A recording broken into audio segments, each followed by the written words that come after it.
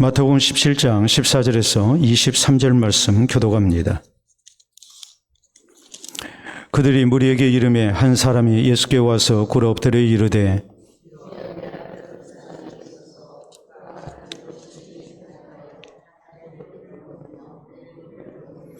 내가 주의 제자들에게 데리고 왔으나 능히 고치지 못하더이다.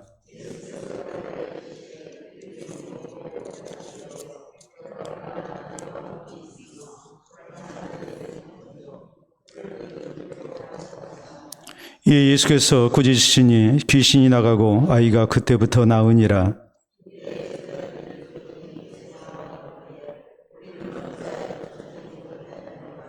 이르시되 너희 믿음이 작은 까닭이니라. 진실로 너희에게 이르노니 만일 너희에게 믿음이 겨자씨 하나만큼만 있어도 이 산을 명하여 여기서 저기로 옮겨지라 하면 옮겨질 것이요 또 너희가 못할 것이 없으리라.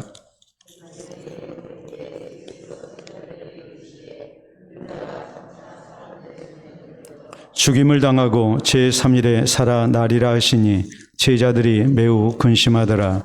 아멘. 오늘 마태복음 강의 92번째 시간입니다. 옛말에 벼슬 자리가 없음을 근심하지 말고 벼슬 자리에 설 수 있는 능력을 근심하라 라는 말이 있습니다. 다시 얘기하자면 내가 사람들에게 알려지지 않은 것을 근심하는 대신에 내가 사람들이 알아주기를 바라는, 또 알아줄 수 있는, 또 널리 알려지는 그런 실력 있는 사람이 먼저 되어야 된다는 그런 뜻입니다. 우리는 지난 시간에 우리 예수님께서 변화산에서 변형된 모습에 대해서 말씀을 살폈습니다. 우리 예수님께서는 이를 통해서 자신이 하나님께서 보내신 구주시라는 것을 나타내셨고, 또 이런 일을 통해서 제자들의 그런 신앙을 이렇게 변화를 시켜주십니다. 예수님만 변형된 것이 아니라 제자들도 변화되는 그런 놀라운 은혜의 사건, 이것이 변화산에서 있었던 예수님 변형 사건입니다. 제자들의 가치관이 변화됩니다. 세속적인 것보다는 여기에 초막셋을 짓고 이렇게 주를 섬기는 그리스도의 백성으로 살기를 소망합니다. 땅의 가치관, 또 육신적인 가치관이 아니라 하나님 나라와 영혼의 가치관을 소중히 여기며 이렇게 사는 하나님의 사람으로 저희의 신앙이 변화됐고 또 성숙됐음을 우리가 배웠습니다. 뿐만 아니라 우리 예수님께서는 이것을 허락하시지 아니하죠.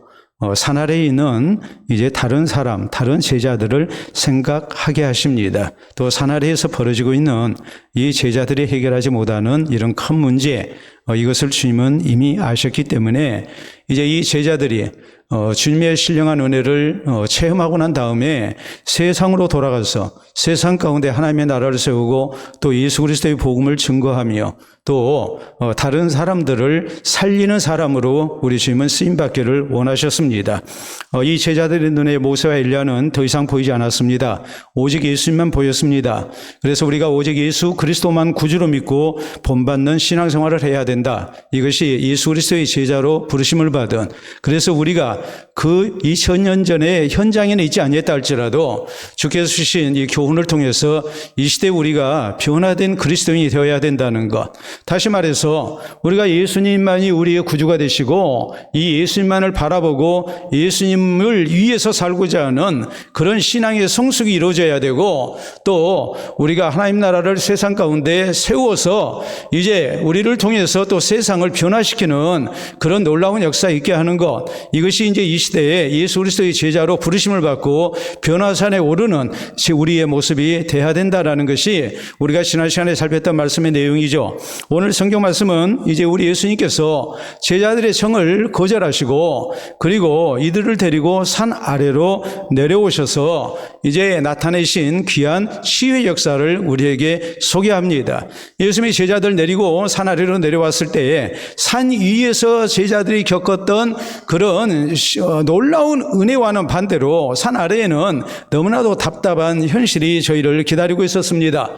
귀신 들려 발작하는, 간질 발작하는 아이를 9명의 제자들이 고치지를 못해서 이렇게 상당히 민망한 그런 상황이 이렇게 벌어지고 있었던 겁니다. 이것을 우리 예수님께서 해결하시고 또 일 가운데 제자들과의 대화를 통해서 저희에게 베푸신 교훈, 이것이 오늘 성경 말씀의 주 내용입니다. 자, 우리는 먼저 이 예수님 앞에 나와서 고침받기 위한 이 가장 중요한 조건이 무엇인가? 이것을 먼저 우리에게 성경은 강조합니다. 그것은 오직 믿음이라는 사실을 이렇게 말씀을 하고 있죠. 자, 14절 이하에 있는 말씀을 보면 그들이 무리에게 이름에 한 사람이 예수께 와서 꿇어 엎드려 이르되 주여 내 아들을 불쌍히 여기소서 그가 간질로 심히 고생하여 자주 불에도 넘어지며 물에도 넘어지는지라 내가 주의 제자들에게 데리고 왔으나 능히 고치지 못하더이다 라고 이제 이렇게 이 안타까운 형편을 그의 아버지가 예수님께 이렇게 호소를 합니다.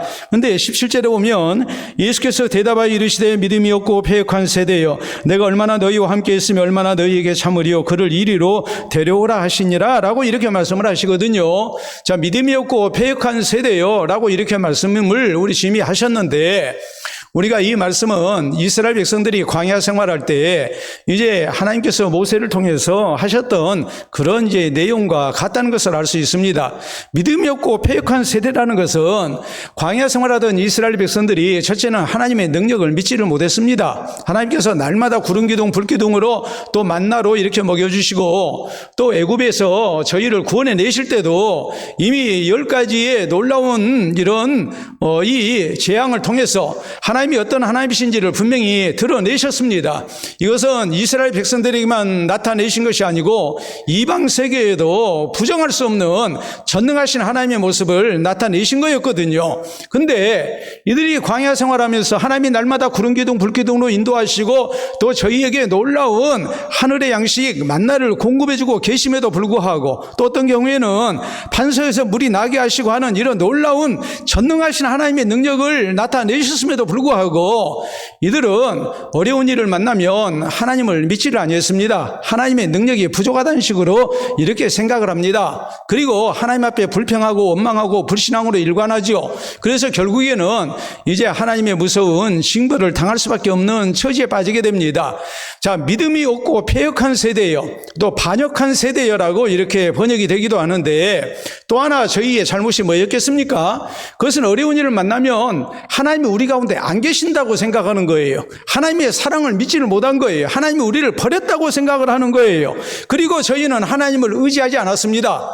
전능하신 하나님이 저희 가운데 동행하시고 또 하나님이 저희의 모든 필요를 채우시는 전능하신 하나님이라는 사실을 생각하면 저희가 절대 그런 모습을 나타내서는 안 됐거든요.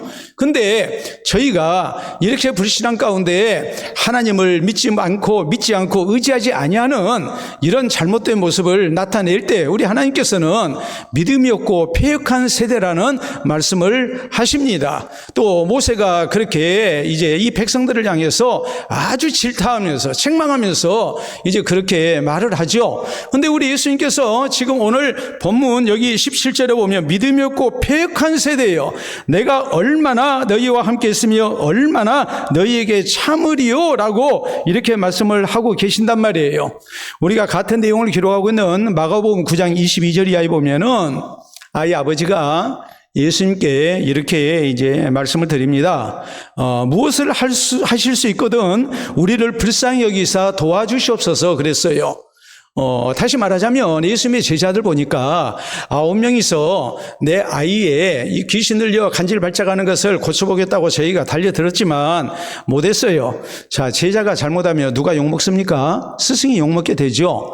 반대로 제자가 잘하게 되면 이제 스승이 또 영광을 받는 것 아니겠습니까? 그렇기 때문에 제자들은 스승의 얼굴이거든요. 근데 이 제자들이 잘못하고 있어요. 못했어요. 못하니까 이 아이의 아버지가 예수님에 대해서도 과소평가를 하고 있는 거예요. 그래서 할 수 있거든 내 아이를 이렇게 불쌍히 여겨서 도와달라고 이렇게 예수님께 말씀을 드립니다. 그랬더니 예수님께서 저를 책망하시면서 이런 말씀하세요. 할 수 있거든이 무슨 말이냐? 믿는 자에게는 능치 못할 일이 없느니라라고 말씀을 하십니다. 자, 전능하신 하나님의 능력을 믿으라는 말이에요. 네가 지금 나에게 도움을 청하는데 그 도움을 청하는 신앙의 그릇이 잘못됐다는 말이에요. 내 앞에 계신 분은 전능하신 우리 예수님이신 것을 명심을 하고 이 예수님께 모든 문제를 맡기고 주의 은혜를 구해야 되는데 그래야지 않고 할 수 있거든. 우리를 불쌍히 여겨주셔서 좀 도와달라고 이렇게 얘기를 하니까 할 수 있거든이 무슨 말이냐.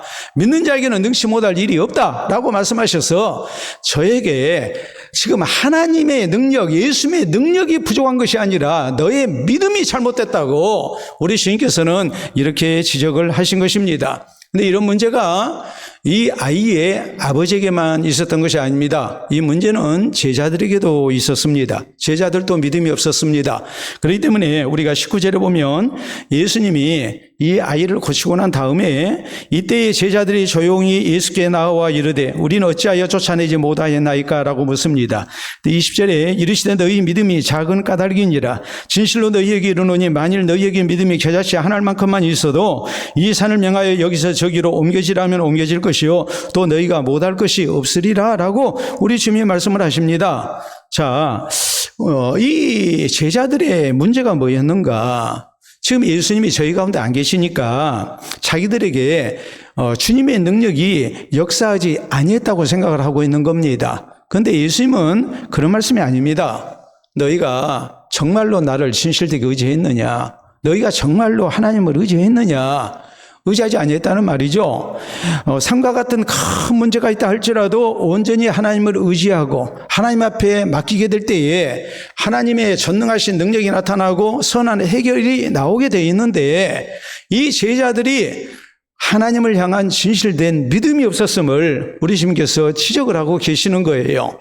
그러니까 전능하신 하나님에 대한 그 믿음의 부족이 잘못된 믿음의 자세가 아이 아버지에게도 있었고 또 누구에게도 있었습니까? 예수님 제자들에게 있었죠. 양쪽 다 잘못된 거예요. 그러니까 주님의 치유의 역사가 나타나지 아니한 것이죠. 여러분 그렇다면 우리가 오늘 여기 성경 말씀을 통해서 기억할 일은 바로 이것입니다. 우리가 전능하신 하나님의 능력을 허락받으려면 우리는 무엇보다도 전능하신 하나님, 도와주시는 하나님을 온전히 믿어야 된다는 사실이에요. 자, 이스라엘 백성들이 광야 생활하면서 고기 먹고 싶다고 아우성입니다. 우리가 이 박한 음식을 싫어한다. 그냥 날마다 만나를 먹으려니 맛있는 음식도 사흘이지. 이게 그냥 날마다 이 만나만 먹다 보니 이게 이제 물려가지고 이제 실증이 나서 이제 먹기 싫어하는 겁니다. 그리고 이제 불평을 터뜨리는 겁니다. 사실 자신들의 입장을 생각한다면 그런 불평은 안 해야죠. 안 해야 할 이유가 뭡니까? 노예로서 지금까지 살아왔고 근데 하나님의 백성으로 해방됐습니다.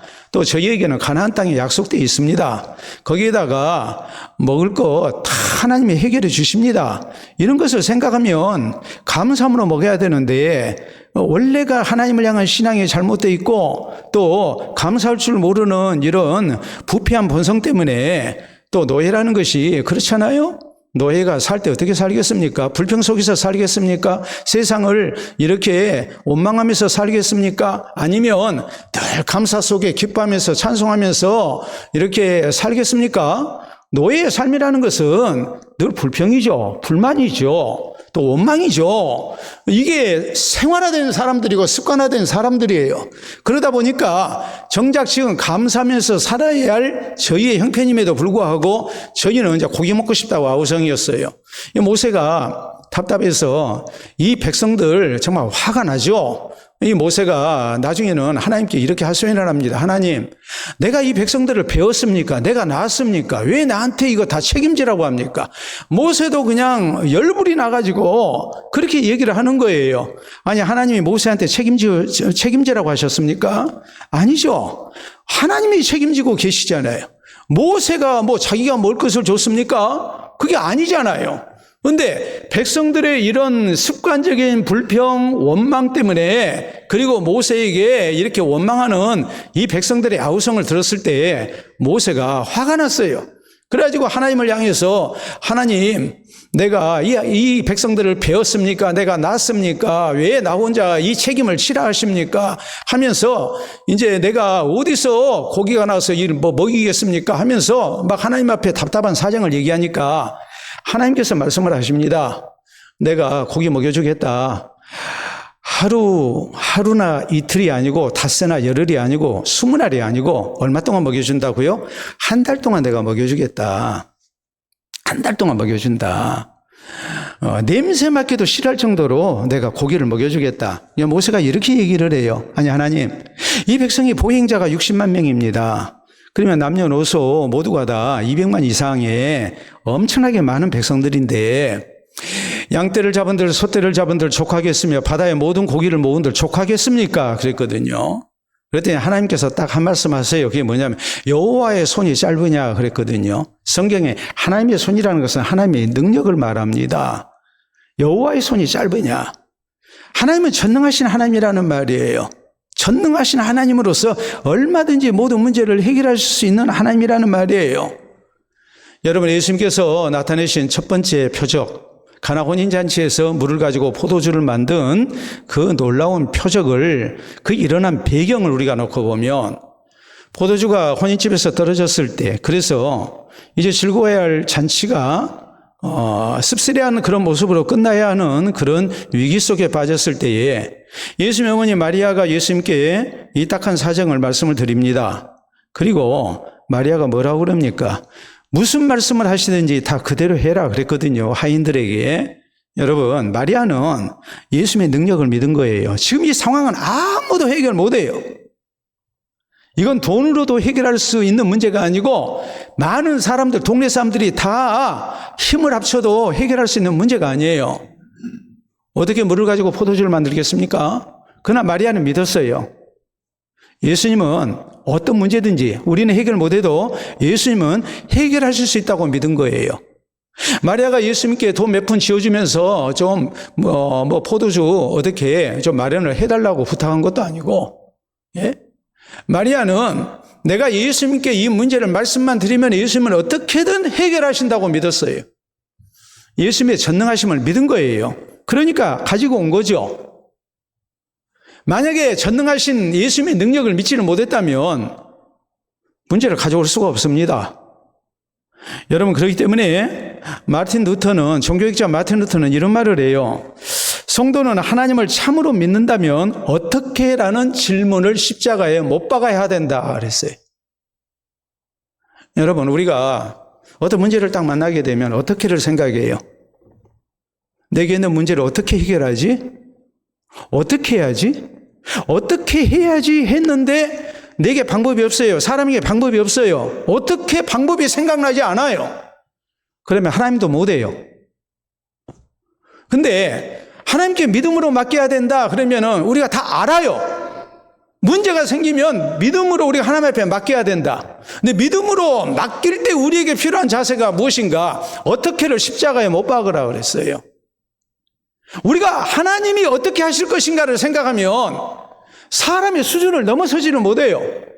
그래가지고 사람 생각에 어떻게가 생각이 안 나면, 방법이 생각이 안 나면 하나님도 안 되신다고 생각을 해요.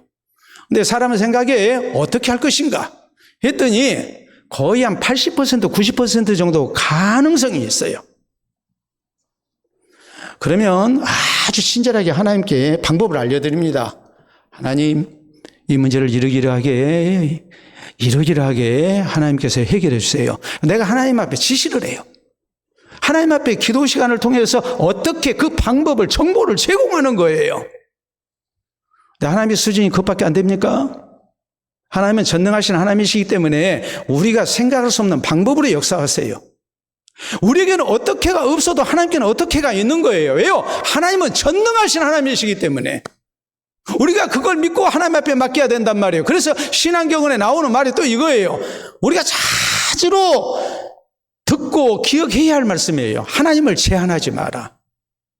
자꾸 그 어떻게 묶여서 우리가 하나님을 자꾸 제한을 해요.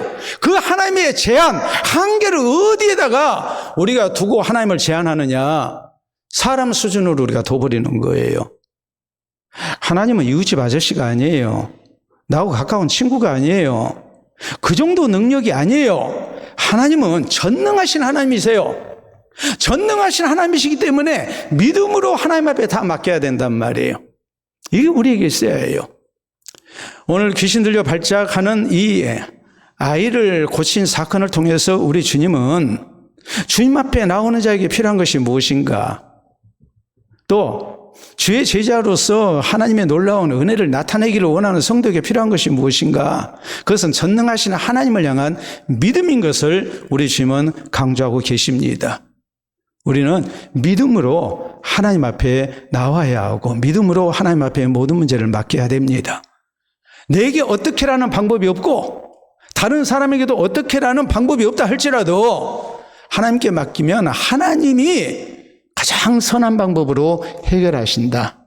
하나님의 지혜는 우리와는 비교가 되지 않습니다. 오죽하면 고린도전서 1장에 십자가의 도를 우리에게 말씀하면서 십자가의 도가 1장 18절이 그러죠. 구원받지 못하는 자에게는 미련한 거예요. 십자가에서 달려 죽으시고 부활하셔서 우리를 구원하셨다. 이거 미련한 일이에요. 차라리 십자가에서 예수님이 내려오셔가지고 하나님의 놀라운 능력을 나타내셔서 원수들을 멸하시고 불신자들에게 확신을 주는 것이 훨씬 낫습니다. 그런데 우리 예수님은, 우리 하나님은 십자가의 도를 통해서 우리를 구원하셨어요. 이 십자가의 도를 구원 얻는 우리에게는 하나님의 능력이다 그랬어요. 십자가의 도가 또 하나님의 지혜라고 말씀을 합니다. 공의로우신 하나님께서 하나님의 공의를 만족시키시고 그리고 사랑의 하나님께서 우리를 사랑으로 구원하시는 그 방법, 하나님의 공의와 사랑이 만난 것이 바로 뭐냐면 예수님의 십자가 사건이거든요. 이게 하나님의 지혜고 하나님의 능력이에요. 이사야서 55장 8절로 9절은 뭐라고 말씀하십니까? 하나님의 생각은 하늘이 땅보다 높음 같이 높아요. 우리보다 훨씬 나아요. 그러니까 고린도전서 1장에서 강조하는 말씀이 이거예요. 하나님의 미련한 것이 사람의 지혜보다 낫다. 여러분, 하물며 우리에게 어떻게라는 방법이 없다고 해서 하나님께도 방법이 없다고 생각하면 안 됩니다. 전능하신 하나님이시기 때문에 나는 전능하신 하나님을 믿고 하나님께 내 문제를 맡겨드립니다. 이 신앙의 자세가 우리에게 있게 될 때에 이 믿음을 우리가 갖고 있을 때 우리 가운데 하나님의 아름다운 응답이 있고 역사가 나타남을 우리 모두가 잊지 마시기를 바랍니다. 두 번째, 우리 예수님께서 하신 말씀은 뭐냐면 간질발작하는 아이를 이리로 데려오라고 말씀을 하세요. 자, 그래서 거기 17절 말씀 봅니다. 예수께서 대답하여 이르시되 믿음이 없고 패역한 세대여 내가 얼마나 너희와 함께 있으며 얼마나 너희에게 참으리요 그를 이리로 데려오라 하시니라. 이에 예수께서 꾸짖으시니 귀신이 나가고 아이가 그때부터 나으니라 라고 말씀합니다. 자, 우리가 같은 사건을 기록하고 있는 누가복음 9장 42절에 있는 말씀을 좀 같이 봐야 합니다. 거기 보면 자, 아이 데려와라. 여러분 가운데 간질발작하는 사람 아마 보신 분도 있을 겁니다. 근데 간질발작이라는 것이 24시간 계속 간질발작하지 않습니다. 우리가 뇌전증이라 해서 뇌에 어떤 전기 자극, 신호가 잘못 가게 되면 이제 발작을 하게 되죠. 그래서 우리가 간질병이라고 하지 않습니까? 지금 이제 뇌전증이라고 그래요. 뇌전증이라고 그러는데 뇌에 전기 신호가 잘못 간 거예요. 우리가 심장에 전기 신호가 잘못 가게 되면 뭐가 됩니까? 뭐가 돼요? 예? 부정맥이 돼요. 부정맥이라는 것은 아니 부자에 정할 정자예요. 그러니까 규칙적으로 정기적으로 심장이 뛰는 게 아니라 그냥 지 마음대로 뛰는 거예요. 또 한 군데서만 뛰는 게 아니고 그냥 여기서 막 퉁퉁퉁퉁 뛰죠. 사람이 무지하게 힘들어요. 예?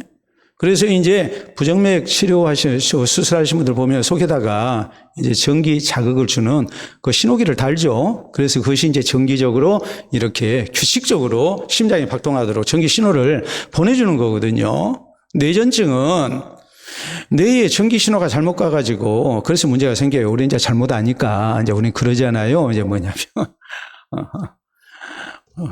아니 내 몸에 뭔 전기가 흘러. 내가 전기 만지지도 않았는데 그냥 뭐 심장이나 이런 것들이 그냥 뭐 근육의 작용에 의해서 뭐 신경작용에 의해서 움직인 것처럼 우리가 그렇게 생각을 하는데 우리 몸에 전기 신호가 이렇게 작동해가지고 뇌에도 작동하고 심장도 작동하고 그래요. 뭐 뱀장어만 이렇게 전기가 나오고 하는 게 결코 아닙니다. 근데 뇌전증 하면 전기 신호가 잘못 들어가게 되면 이제 발작을 해요. 근데 계속 발작하던가요? 이제 어느 정도 지나고 나면 안정이 되나요? 안정이 되죠. 안정이 되는데 또 안정이 돼가지고 어느 정도 뭐 한 달이고 두 달이고 아무렇지도 않게 살다가 갑자기 또 뭐 하겠어요? 또 그냥 발작을 또 하는 경우가 있단 말이에요. 그래서 물에도 불에도 자주 넘어지나이다. 불을 보고서 발작하는 이 뇌전증이 있고 또 물을 보고서 발작하는 경우가 있고 그러거든요. 뇌전증 환자들, 간질병 환자들이 좀 이런 얘기 죄송합니다만은 불 속에 뛰어들어가지고 죽는 경우도 있고 또 물에 빠져서 죽는 경우도 있고 그런단 말이에요. 이 아이가 지금 이 뇌전증 간질병에 걸려가지고 간질 발작을 해요. 그런데 이것이 이제 근본적인 것이 다른 것이 아니고 귀신이 역사해서 그리 된 것이었다. 성경은 이렇게 이제 말씀을 하고 있어요. 자, 근데 이 누가복음 9장 42절 이하에 있는 말씀을 보면 예수님께서 아이를 내게 데려오라 해서 예수님께 데려가려는데 갑자기 귀신이 역사해가지고 이 아이가 간질발작을 막 일으키는 거예요. 근데 예수님 앞에 은혜 받으려고 나왔더니 나가려고 하는데 간질발작이 일어났다. 그러면 신앙이 없는 사람은 어떻게 생각하겠습니까? 멀쩡하던 아이가 예수님 앞에 나아가니까 문제가 생겼다. 자, 다른 말로 하겠습니다. 나 평안하게 잘 살고 있었는데 교회에 가려고 하니까 문제가 생기더라. 교회 갔다 오니까 아주 어려운 문제가 나를 기다리고 있더라. 그러면은 교회 가고 싶겠습니까? 안 가고 싶겠습니까? 안 가고 싶겠죠. 그런 사람들이 있잖아요. 지금 이 아이의 아버지 입장에서 지금 그 상황을 지금 만나게 된 거예요. 예수님의 아이를 이리로 데려오라. 그래서 예수님께 데려가려는데 갑자기 귀신이 역사해가지고 아이가 그냥 막 발작을 하기 시작한 거예요. 그러면 아이고 예수님 앞에 데리고 갔다가는 우리 아이 죽겠구나 이렇게 생각하고 그만둬야 되겠습니까? 아니면 우리 주님의 치유의 은혜를 허락받기 위해서 예수님이 귀신을 제거하시는 은혜를 나타내시려고 하니까 귀신이 지금 그것을 방해하기 위해서 이렇게 지금 역사하는구나 이렇게 받아들여야 되겠습니까? 이건 지금 예수님 앞에 나아가면 자신들이 쫓겨난다는 것을 알기 때문에 지금 못 가게 지금 발작을 하고 있는 거거든요. 그럼에도 불구하고 예수님 말씀대로 아이를 예수님께 데려옵니다. 그럴 때 치유의 역사가 일어났어요. 자, 여러분, 우리가 전능하신 하나님을 믿어요.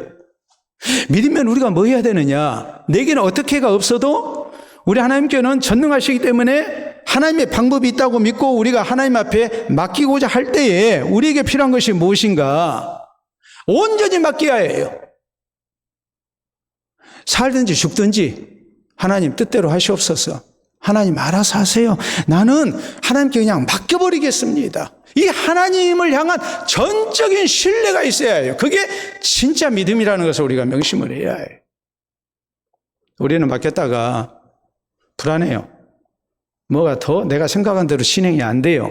그러면 이제 무슨 생각이 들겠습니까? 잘못 맡겼구나. 빨리 도로 찾아와야 되겠구나. 이런 생각을 하게 되겠죠. 여러분, 전능하신 하나님을 믿는 주의 백성들의 신앙의 자세, 우리가 성경을 통해서 한번 살펴보도록 하겠습니다. 여러분 아시다시피 이스라엘 백성들이 여리고성 정복에 나섭니다. 요단강을 건넜습니다. 여리고성 정복에 나서는데 여리고성 정복해야 되거든요. 그런데 하나님께서 이스라엘 백성들에게 한 가지 민족적인 큰 일을 요구를 하세요. 그건 뭐냐면 광야 생활 가운데 태어날 때에 할례 받지 아니한 사람들은 다 할례를 받으라는 거예요. 할례라는 것은 남자의 생식기에 끝부분을 잘라내는 오늘날로 얘기하자면 고래 잡는 거 포경수술이거든요. 근데 이것이 그렇게 간단한 문제가 아니에요. 옛날처럼 항생제가 있고 항생제 주사를 맞고 약을 먹고 하는 그런 게 아닙니다. 또 꿰매주고 하는 게 아닙니다. 이것이 얼마나 큰 모험이 됐냐면 우리가 창세기 35장에 보면 야곱의 동딸 디나가 히족 속에 추장인 세겜에게 성폭행을 당했고 그래서 그로 말미암아서 야곱의 아들들이 계략을 써서 저희를 다 멸해버립니다. 복수해버리죠. 그때에 야곱의 아들들이 썼던 계략은 뭐였냐면, 너희가 우리와 통혼하려면 우리는 하나님의 백성으로서 하나님의 백성된 표식이 있다. 그게 할례다. 너희 모든 남자는 다 뭘 받으라? 할례를 받으라 그랬어요. 그러니까 이 사람들이 딱 속아 넘어갔어요. 그래서 모두가 할례를 받았어요. 할례를 받았더니 이제 시간이 지나니까 염증이 생기고 해가지고 고통이 극심한 시간이 딱 됐습니다. 한 2, 3일 지났어요. 고통이 아주 극심해질 때, 활동하기가 부자유스러울 때, 그때 야곱의 아들들이 들어가가지고 저희를 다 칼로 죽여버렸습니다. 할례를, 전쟁을 앞두고 할례를 한다는 것은 이거 모험을 거는 거예요. 하나님 분명히 말씀하셨거든요. 여리고성 정복하게 해주겠다. 가나안 땅 내가 줬다. 근데 너희들 전쟁하기 전에 할례를 먼저 받도록 해라. 그러면 전략적 차원에서 할례 받는 것은 모험이에요. 잘못하면 다 역습당해서 죽어요. 근데 이런 상황에서 이스라엘은 민족적인 할례를 받습니다. 하나님께 뭐 한 거예요? 다 맡긴 거예요. 하나님께서 살든지 죽든지 하나님이 책임지시리라고 우리는 믿습니다. 하고서 그냥 순종한 거예요. 역대하 20장에 여호사밧 왕의 유명한 사건이 나오죠. 모압과 암몬과 마온 족속들이 연합해서 쳐들어왔을 때 여호사밧이 백성들 성전에 모이게 하고 금식을 선포하고 남녀노소 모두에게 이제 금식하게 합니다. 그리고 여호사밧이 기도합니다. 여호와 여기 많은 무리를 우리가 물리칠 능력이 없고 어떻게 할 방법도 우리가 알지 못합니다. 우리는 어떻게 할 수 없습니다. 오직 주만 바라봅니다. 그랬더니 하나님께서 선지자를 시켜서 말씀을 주십니다. 이 전쟁은 너희와 상관이 없다. 이 전쟁은 내게 속한 것이다. 내가 알아서 할 것이다. 도저히 믿어지지가 않아요. 아니, 하다못해 하나님께서 하시는 말씀이 내가 같이 하고 내가 도와줄 테니까 용기 100배한 모습으로 전쟁터로 나가라. 이랬으면 좀 신뢰가 가죠. 근데 그게 아니고 이 전쟁은 너희와 관계가 없다. 내게 속했다. 내가 알아서 처리한다. 선지자를 통해서 그 말을 여호사밧 왕과 이스라엘 백성들이 들었을 때 도저히 믿어지지가 않습니다. 그런데 여호사밧 왕의 위대한 신앙이 그때 고백이 돼요. 뭐라고 그랬습니까? 우리가 여호와를 신뢰하자. 선지자의 말을 믿자. 그리고 백성들과 의논하고 성가대를 조직해서 여호와께 감사하세 그의 자비하심이 영원하도다라고 찬송하면서 성가대가 앞장서고 군대가 뒤따릅니다. 그럴 때 하나님께서 저희 가운데 자중질환이 일어나가지고 저희들끼리 치고받고 싸우는 가운데 시체가 널려 있고 또 저희가 도망가고 많은 전리품만 남아 있었다. 그래서 그것을 거둬왔다. 그리고 하나님의 놀라운 은혜를 저희가 찬송하고 그곳 골짜기 이름을 브라가 골짜기라고 했다. 송축이라는 말입니다. 믿음으로 순종한 거예요. 믿음으로 그냥 다 맡긴 거예요. 우리 같은 병에 걸려서 또 중환병에 걸려서 의사 선생님을 찾게 되면 의사 선생님이 물어봅니다. 이전에 어디 병원에 다녔는지 또 지금 현재 먹고 있는 약이 무엇인지. 그래서 이제 이런 것을 참고해가지고 이제 처방을 내리고 이제 치료를 하죠. 그런데 꼭 당부한 얘기가 있어요. 특히 암에 걸리고 그런 환자에게 뭘 하지 마라고 그럽니까? 암 안 걸려봤으니까 우리는 몰라요. 민간요법을 병행해서는 안 됩니다. 그러거든요. 의사 선생님을 찾아왔으면 의사 선생님께 뭐 하라는 거예요? 다 맡기고 내가 시킨 대로만 해라는 거예요. 그런데 뭐가 좋다고 하니까 그냥 민간요법을 같이 쓰는 거예요. 그러면 의사 선생님이 지금 치료하는 그 과정에서 나타난 효과를 제대로 가늠할 수가 없어요. 설사 민간요법이 효과가 있었다 할지라도 그것은 치료하는데 방해가 될 뿐이에요. 하지 마라 그래. 그런 얘기 들어보신 분? 네, 있잖아요. 의사 선생님을 믿고 의사 선생님한테 그냥 다 맡기라는 거예요. 시킨 대로만 하라는 거예요. 여러분, 내게 어떻게가 없어요. 그래서 우리는 전능하신 하나님을 믿고 하나님께 나아왔어요. 그러면 하나님 앞에 우리가 어떻게 해야 되느냐? 전적으로 신뢰하고 하나님 앞에 다 맡겨야 해요. 살든지 죽든지 하나님께서 알아서 해주십시오. 안 되는 것 같아도 결국 하나님께서 가장 선한 것으로 내게 주실 줄로 믿습니다. 우리는 그 믿음으로 하나님 앞에 맡겨야 해요. 내가 신앙으로 산다 했을 때 처음부터 모든 것이 하나부터 열까지 다 순풍에 돛단 듯이 진행되지 않습니다. 교회 나오기 전에 아무렇지도 않던 사람이 교회 다니고 나서 막 이런저런 굳은 일을 만날 수도 있어요. 아이를 예수님 앞에 데려가려고 하니까 간질발작 일어나고 있는 거예요. 잠잠했겠죠, 그 전에는. 근데 예수님 앞에 가져오려니까 간질발작이 일어나요. 내가 신앙으로 살려고 하니까 문제가 일어나는 거예요. 그것을 우리가 뭐 해야 됩니까? 극복해야 합니다. 전적으로 우리가 주님 신뢰하고 하나님께 다 맡겨야 해요. 그럴 때 하나님께서 우리 가운데 역사하시는 하나님의 방법으로 우리 가운데 선히 역사하시는 은혜가 나타남을 믿으시기를 바랍니다. 자, 세 번째, 오늘 성경은 또 하나 우리에게 강조합니다. 그러면 우리가 이런 생각을 하죠. 제자들이 왜 못 고쳤을까? 오늘 성경은 여기에 또 하나 방점을 짓고 있어요. 자, 거기 보면 이렇게 나오죠. 19절에 이때 제자들이 조용히 예수께 나와 이르되 우리는 어찌하여 쫓아내지 못하였나이까? 조용히 나왔다는 것을 보면 사람들 가고 난 다음에 왜요? 자기들도 체면이 있으니까 왜 우리는 쫓아내지 못했습니까? 어찌하여 그랬거든요. 어찌하여라는 말은 예수님이 귀신을 내쫓는 방법과 자기들의 방법이 유의미한 차이가 있었다는 얘기예요? 없었다는 얘기예요? 없었다는 얘기예요. 만약에 유의미한 차이를 저희가 알았다면, 깨달았다면, 아, 우리는 이래서 안 됐구나.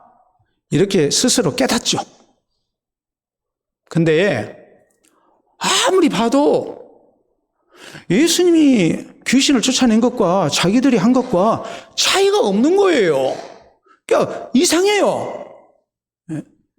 어찌하여 우리는 쫓아내지 못했습니까? 그때 예수님이 20절에 이르시되 너희 믿음이 작은 까닭이니라. 진실로 너희에게 이르노니 만일 너희에게 믿음이 겨자씨 하나일 만큼만 있어도 이 산을 명하여 여기서 저리로 옮겨지라 하면 옮겨질 것이요 또 너희가 못할 것이 없으리라 라고 말씀을 하십니다. 자, 다시 말씀을 드립니다. 제자들의 방법과 예수님의 방법이 같았다는 얘기예요? 달랐다는 얘기예요? 겉으로 보기에는 같았는데 속의 믿음의 상태는 뭐였다는 거예요?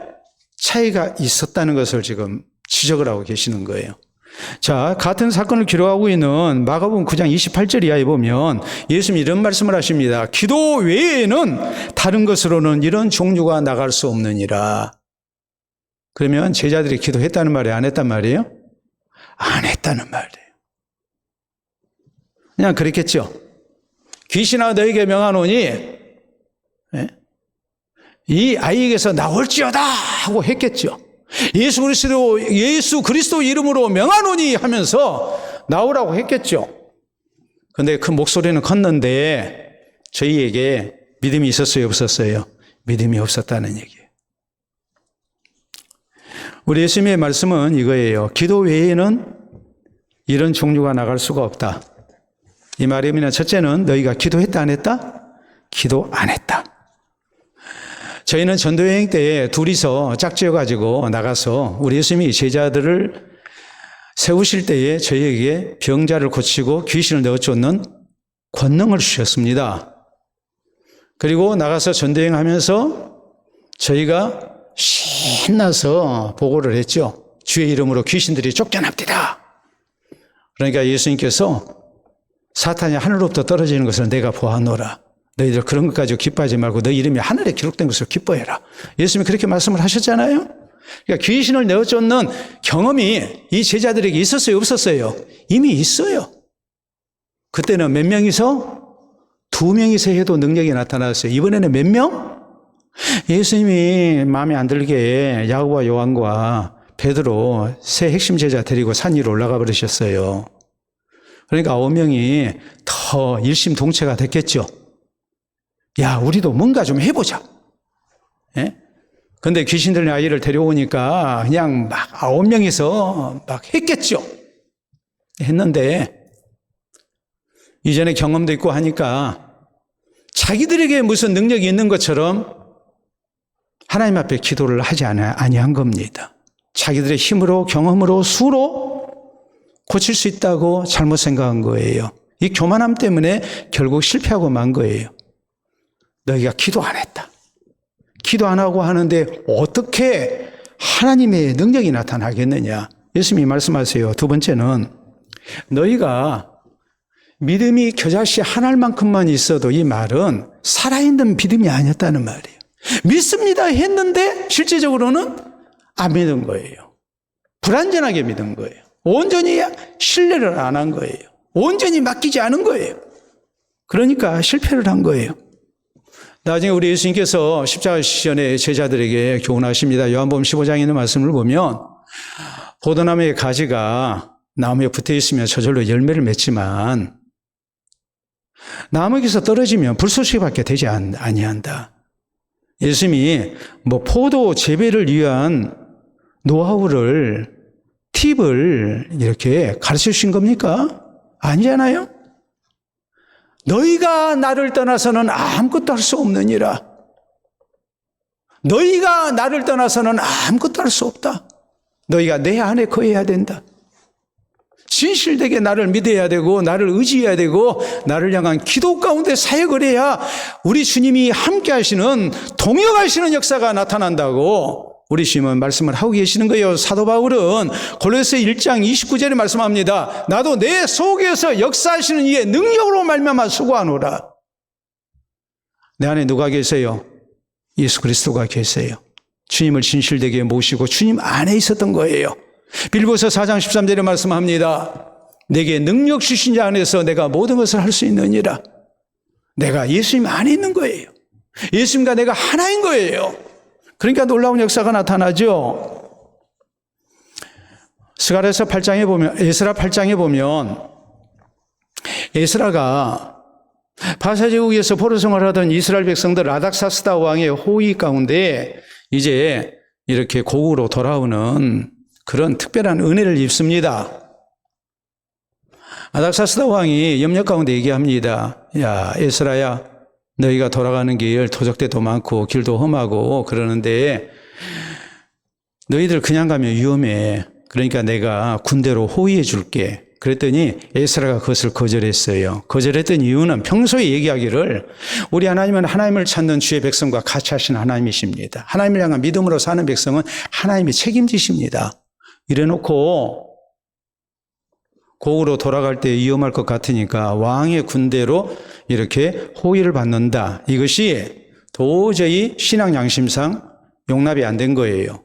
대신에 에스라 선지자가 했던 일이 뭐냐면 아하가 강가에 백성들 모이게 하고 금식을 선포하고 하나님 앞에 간절히 기도합니다. 그리고 고국으로 출발합니다. 그리고 성경 그 결과를 뭐라고 말씀하십니까? 우리 어린 것들과 우리 재산을 하나님의 손이 함께 하셔서 우리를 지켜주셨다. 우리가 무사히 돌아오게 하셨다. 그래서 도착하고 난 다음에 모든 것을 정돈하고 사흘 만에 성전에 올라가서 하나님 앞에 감사의 예물을 드리고 감사의 제사를 드립니다. 베드로 사도가 헤로드 왕에 의해서 잡혀서 감옥에 갇혔습니다. 이제 사형당합니다. 그때까지 교회는 뭐합니까? 베드로 사도도 하나님 앞에 기도하고 잠잤고 교회는 밤새워서 기도했어요. 뇌물을 써가지고 아니면 폭동을 일으켜서 아니면 탄원서를 올려서 어떻게 구해보려는 그런 시도를 할 수도 있죠. 그런데 그런 거 안 했어요. 그냥 기도로 하나님 앞에 완전히 맡겼어요. 그럴 때 하나님의 구원의 역사가 나타나요. 신앙격언은 기도와 관련해서 이렇게 말씀합니다. 우리가 기도할 때 누가 일해요? 하나님이 일하셔요. 우리가 기도할 때 하나님이 일하시는 거예요. 존 번역 목사님은 이렇게 말씀합니다. 우리는 염려하는 일이 믿는 일보다도 많고 기도하는 시간보다 길다. 여러분 한날의 삶을 생각해 보시고 어떤 문제가 있을 때 내가 어떻게 했는가를 생각해 보세요. 염려하는 시간이 믿는 일보다도 더 많고 기도하는 시간보다도 훨씬 길어요. 성경 베드로전서 5장 7절에 아무것도 염려하지 말고 염려 대신에 뭐라고 그랬어요? 너 염려를 다 주께 맡기라. 이는 주가 너희를 돌보시기 때문이다. 우리가 기도하면 하나님이 일하시고 하나님 우리를 돌봐주세요. 기도 안 하면 그 은혜가 없는 거예요. 빌보서 4장 6절 7절로 말씀합니다. 아무것도 염려하지 말고 다만 모든 일에 기도와 간구로 너희 구할 것을 하나님께 아뢰라. 그리하면 모든 지각에 뛰어난 하나님의 평강이 그리스도 예수 안에서 너희 마음과 생각을 지키시리라 라고 말씀하십니다. 염려하지 말고 하나님께 다 맡겨라. 하나님께서 모든 문제 다 선히 해결해 주실 줄로 믿습니다. 그래서 기도하는 사람은 후불 감사가 아니라 선불 감사를 해야 된다고 말을 합니다. 아무것도 염려하지 말고 다만 모든 일에 기도와 간구로 너희 구할 것을 감사함으로 하나님 앞에 아뢰라. 기도 응답이 돼서 감사한 게 아니고 먼저 감사해라. 그러면 모든 지각에 뛰어난 하나님의 평강이 그리스도 예수 안에서 너희 마음과 생각을 지키시리라 라고 말씀하세요. 후불 감사가 아니에요. 선불 감사예요. 왜요? 하나님은 믿음으로 하나님 앞에 온전히 맡기면 분명히 신실하신 하나님, 전능하신 하나님께서 우리 가운데 선한 결과를 주시기 때문에 그렇습니다. 이것을 알고 우리가 하나님 앞에 믿음의 기도로 모든 문제를 맡겨드릴 줄 아는 성도가 돼야 됩니다. 내게 어떻게가 없을 때 하나님께 어떻게가 있다는 것을 알고 우리는 전적으로 하나님 앞에 모든 문제를 맡기는 성도가 돼야 됩니다. 그래서 살아계신 하나님의 은혜를 덧입고 또 하나님 앞에 영광을 돌려드리는 은혜가 우리에게 있기를 바랍니다. 자, 우리가 아는 사자성어 가운데 이런 말이 있습니다. 여러분 보시게 되면 속수무책입니다. 묶을 속자, 우리가 구속했다 했을 때 그 속자예요. 손수자, 없을 무자, 꾀책자. 뭐겠습니까? 내 손이 묶여 있어요. 그러니까 아무것도 못해요. 수갑 채워놓으면 아무것도 못하잖아요. 이게 속수예요. 무책이에요. 속수무책.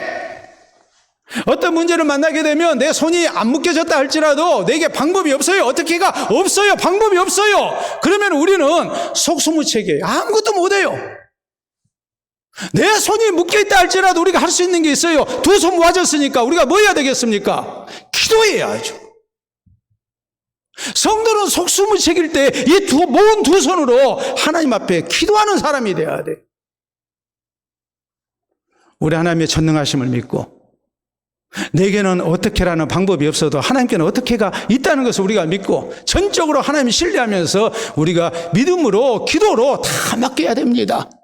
그래서 우리 하나님께서 모든 문제를 하나님의 방법으로 해결하시고 우리가 자유함을 얻는 가운데 두 손도 높이 들고 하나님 앞에 찬양과 경배를 올려드리는 아름다운 은혜가 우리 모두에게 있기를 바랍니다. 우리 함께 기도합니다. 오늘 답답한 일이 있습니까? 살아계신 하나님, 참으로 좋으신 하나님, 우리가 믿음으로 의지해야 됩니다.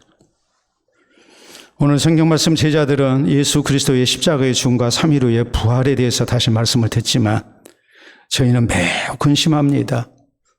이 놀라운 사건을 통해서도 조금도 믿음이 성숙되지 아니합니다. 오늘 말씀 듣고도 우리가 이런 모습이 된다면 절대로 안 됩니다.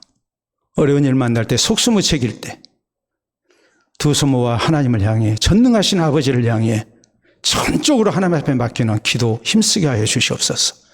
그래서 하나님께서 우리를 자유케 하시고 모든 문제 선히 해결해 주시는 은혜를 체험하고 주께 영광 돌려드리게 하여 주시옵소서. 기도합시다.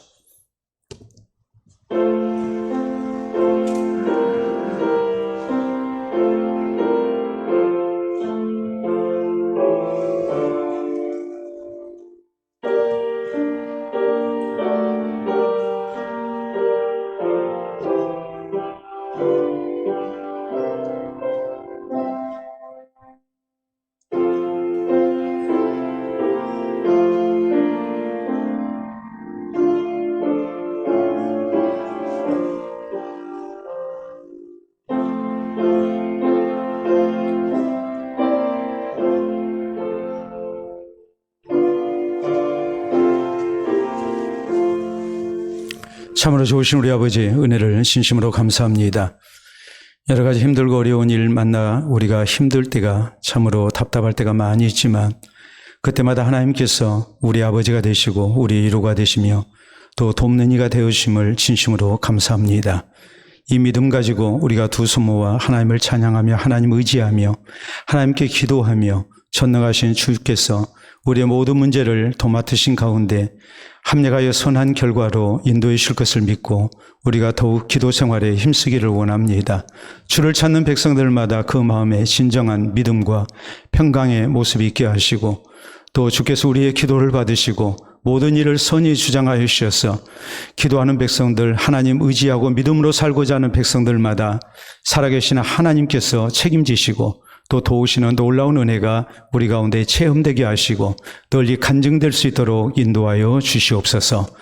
특별히 어려운 일 가운데 살아계신 하나님께 소망 두고 주를 찾는 백성들 하나님께서 위로해 주시고 믿음의 복을 더해 주시고 기도에 열심내게 하여 주셔서 우리 하나님께서 그 모든 어려운 형편 속에 자유함을 얻게 하시는 은혜가 있게 해 주시옵소서. 그래서 늘 선한 형편 얻어 기쁨과 감사 속에 즐거움으로 주를 섬기게 하시고 하나님 나라 사역에 헌신되게 하시고 이 주님을 널리 증거하는 우리 모든 성도들이 되게 하여 주시옵소서. 예수님 이름으로 기도하옵나이다. 아멘.